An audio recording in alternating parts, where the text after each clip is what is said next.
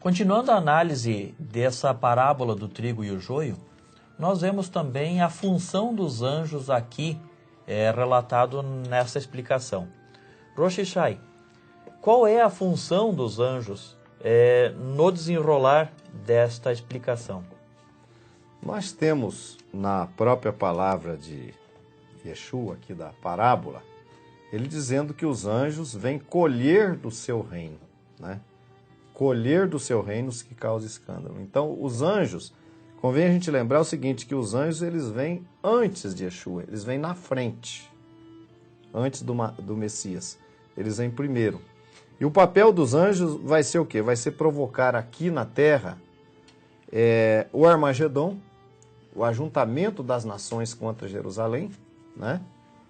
E na sequência, a destruição dessas nações, uma destruição que o pessoal fala do Armagedon, mas a guerra não é no Armagedon. O Armagedon é o lugar de ajuntamento de tropas.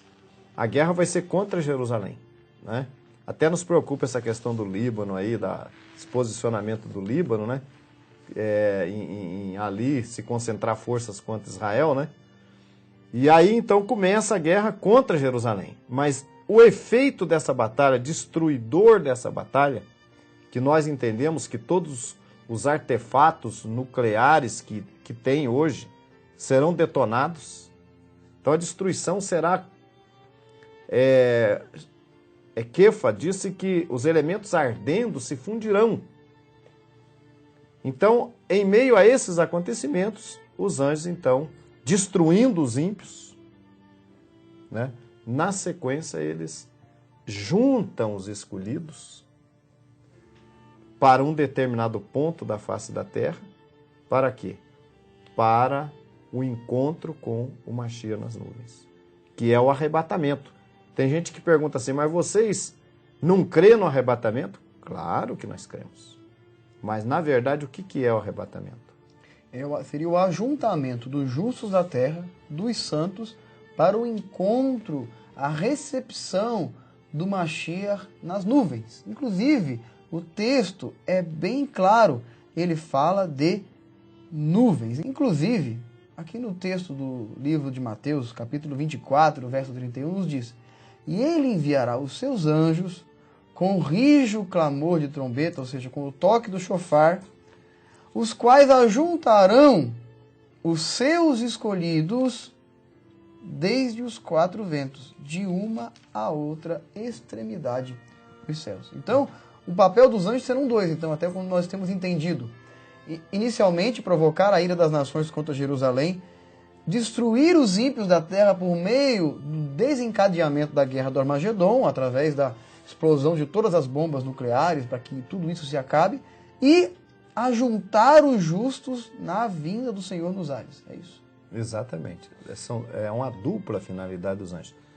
Aí ele ajunta os escolhidos, né? E isso fecha com a palavra de Shaul Hashaliah aos Tessalonicenses, que ele diz assim, 4,16, que diz assim, porque o mesmo Senhor descerá do céu com alarido, e com a voz de arcanjo, e com a trombeta de Deus, e os que morreram no Mashiach ressuscitarão primeiro. Depois nós, os que ficarmos vivos, seremos arrebatados juntamente com eles nas nuvens, a encontrar o Senhor nos ares, e assim estaremos sempre com o Senhor. Agora, então nós vamos nos encontrar, nós vamos recepcionar a Yeshua, ao Mashiach, nas nuvens, claro, sobre Jerusalém, que é de onde ele ascendeu. Exato. E de lá, então, o Mashiach desce sobre Jerusalém e ocupa o trono de Davi. Inclusive, há até não sei se é uma história aí, que tem uma porta de Jerusalém que está fechado, né? Porta de ouro, né? Chamada Porta Formosa, que os árabes fecharam, né? Até por conhecer a lenda judaica de que o Messias deveria entrar por ela, inclusive colocaram um cemitério na frente daquilo lá. Mas, de qualquer maneira, o que fica pra gente é o seguinte, hoje muitas pessoas até dizem, mas nós cremos também que nós seremos ajuntados das nuvens, mas para onde vamos depois? Eles dizem, alguns, né, que das nuvens, então seria um primeiro estágio dali, Yeshua veio buscar, já os levaria para o céu. Mas isso não tem muito cabimento, né? Inclusive, cabe aqui um exemplo. Então, se alguém está chegando, quem está chegando? O Mashiach está chegando de algum lugar para um outro lugar. Então, vamos supor, alguém está chegando lá do Rio de Janeiro para Curitiba. E eu vou recepcioná-lo na rodoviária ou no aeroporto. Eu vou pegar o ônibus ou o avião e vou voltar para o Rio de Janeiro, de onde ele veio? Ou será que eu vou recepcioná-lo e trazê-lo ou vir juntamente com ele para o lugar destino dele, que é a Terra?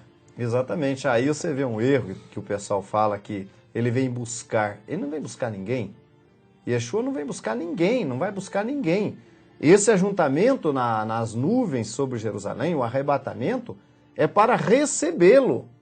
E ele desce, ele continua a sua descida, ocupa o trono de Davi, que está em Jerusalém, já dando um basta naquela batalha do Armagedon ali, né? Porque se ele não interferisse, há uma passagem que diz que se aqueles dias não fossem abreviados, nenhuma carne se salvaria. Então ele desce, dá um fim nessa batalha, ocupa o trono de Davi e começa o reinado de transição, o reinado de restauração da terra, do qual falaram os santos profetas. Então, nesse caso, haverá mesmo o arrebatamento. Agora, esse arrebatamento, então, não vai para o céu ou para as nuvens para ficar lá. Não, de nenhum modo. Ele vai simplesmente servir para a reunião e nós, de lá já descemos novamente com Yeshua, tocará os seus pés sobre o Monte das Oliveiras para entrar em Jerusalém. Mas nenhum dos textos lidos até agora mencionou essa descida. Embora nós podemos entender que ele vem para reinar no trono de Davi que está em Jerusalém terrena. Mas nenhum desses textos aqui mencionou essa descida. Mas se nós lermos aqui em Mateus capítulo 25, eu gostaria até de ler com vocês, Mateus 25, versículo 31, nos fala, aliás, eu já li um texto hoje que fala a respeito desse momento que ele vai ocupar o trono dele. Mas Mateus 25, 31 diz assim, e quando o Filho do Homem vier em sua glória, e todos os santos anjos com ele, então se assentará no trono da sua glória. Então, quando ele vier, ele se assenta. Bom, é só juntar as informações. Se o trono da sua glória é o trono de Davi, que foi o que lhe foi prometido pelo anjo, a sua mãe, Miriam, Maria, e ele então, quando ele vier tomar o trono da sua glória, é claro que ele está falando do trono que está sobre Jerusalém. Então, quando você junta as informações, você monta o quadro da situação, então você percebe claramente que se ele vier para sentar no trono da sua glória em Jerusalém, então ele não poderia voltar para cima. O trono da glória dele não está no céu. Se não está no céu, está na terra, então ele só tem como descer para a terra. Mas não tem como subir de novo. Foi isso mesmo que eu concluí, por lógica. Sim. Que se acontece um arrebatamento, ele vem nas nuvens do céu. E ele estabelece o seu reino aqui na Terra, com uma abrangência mundial, vamos dizer assim, em todo o planeta, é lógico que ele tem que descer. Agora eu gostaria de perguntar se Zacarias capítulo 14, versículo 4, naquele dia estarão os seus pés sobre o Monte das Oliveiras, que está defronte de Jerusalém para o Oriente. Inclusive, o livro de Atos... E ligando isso aqui com o livro de Atos, eu creio que é a passagem que o Rocha vai comentar, Exatamente. Quando os anjos falam aos apóstolos, é isso? Exato. Enquanto vale dizer que no livro de Atos está relatado que Yeshua estava à distância de um sábado de Jerusalém, quer dizer, aquela distância de mais ou menos 1000 passos entre Jerusalém e o lugar onde ele estava, que era o Monte das Oliveiras, e ele então, dali subiu. Enquanto as pessoas estavam ali o vendo, os anjos disseram, por que estás olhando para cima? Do mesmo modo que ele foi, ele também virá sobre então aqui. Essas duas passagens, tanto do profeta Zacarias quanto essa de Atos, estão relacionadas de alguma maneira, ou referindo-se ao mesmo vale assunto. Dizer, né, para o conhecedor das escrituras, inclusive da língua hebraica, o livro do profeta Zacarias está falando aí, ele usa o tetragrama, fala do próprio Deus descendo sobre o Monte das Oliveiras. A gente sabe, é claro, que não será o próprio Deus propriamente, mas sim o seu representante, por enquanto, né? Yeshua, ou seja, o Mashiach, representante do reino celestial, estabelecendo, inclusive, o que ele chamou de reino dos céus, né? O reino celestial, Malhut Shamayim. O Malhut Shamayim não é o reino nos céus, é o reino dos céus. Então, Yeshua trará o reino celestial para a terra.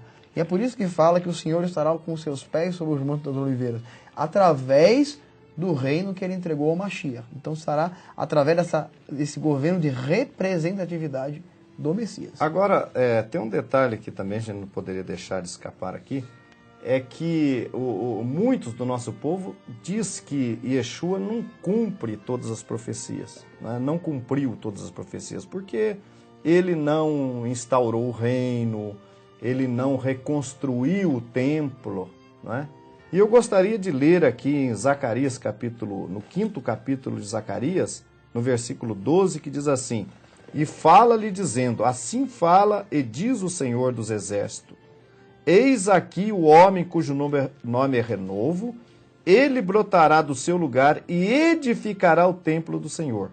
E ele mesmo edificará o templo do Senhor e levará a glória e assentar-se-á e dominará no seu trono e será sacerdote no seu trono e conselho de paz haverá entre ambos.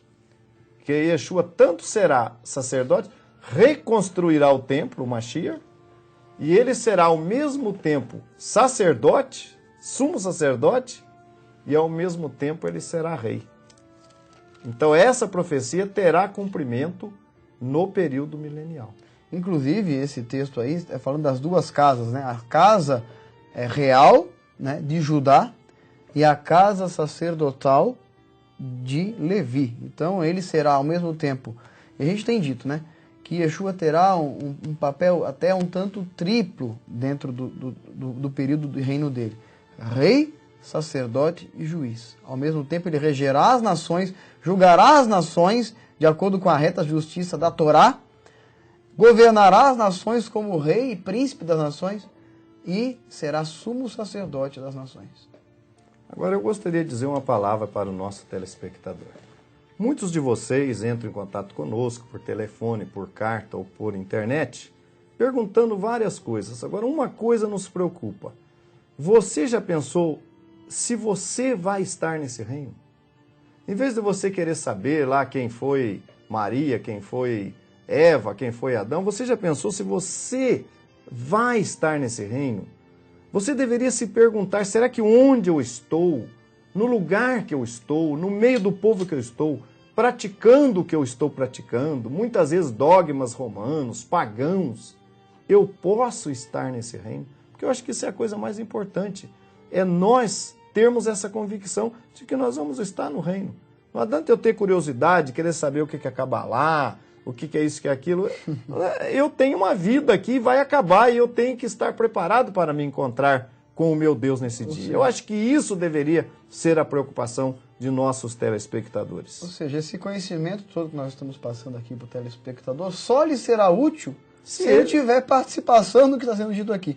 De nada vai adiantar a ele saber e conhecer plenamente a profecia como está sendo explicada, mas ele não ter participação nela será um conhecimento totalmente vão.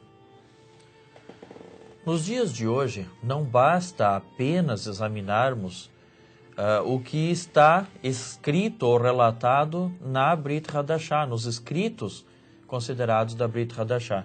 Precisamos analisar toda a escritura, porque, segundo Shaul HaShaliach falou ao seu discípulo Timóteo, ele disse, toda a escritura é divinamente inspirada, e daí nós podemos concluir que ela deve concordar em todos os seus textos, e ela deve trazer a informação exata e completa para nós. Até a próxima.